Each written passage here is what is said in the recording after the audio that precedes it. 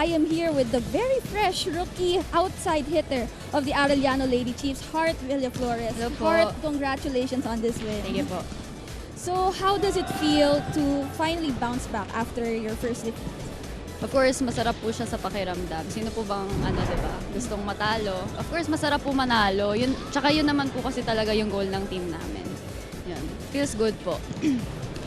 So in that extended third set, of course, it is, as a rookie, it is normal to have so much pressure in a juncture like that. So how are you able to maintain your composure?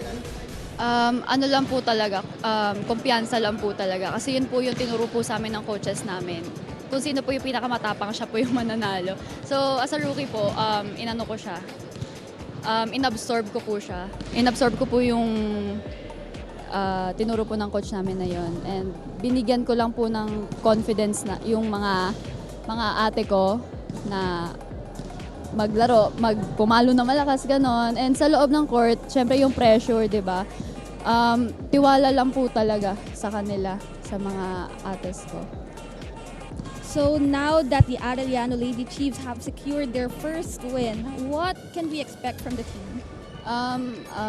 Sipag pa po talaga kasi hindi po kami pwede magpakakampante, lalo na lahat mo ng teams ngayon nagsilakasan po. Of course, kailangan rin po namin makisabay sa kanila na paangat po yung AP perform yun po.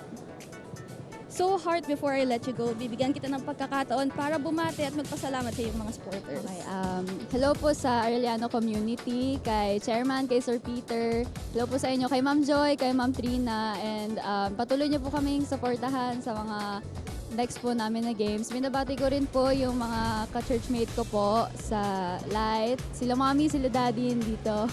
Tsaka kay Luis sa Orense family po. Hi rin po kay Coach Lando Ortega. And yung mga uncles and aunties ko po sa ibang bansa and sa Zamboanga. Soft-spoken off-court but very explosive on-court. That's your rookie outside hitter, Heart Villaflores. Anton and Melissa?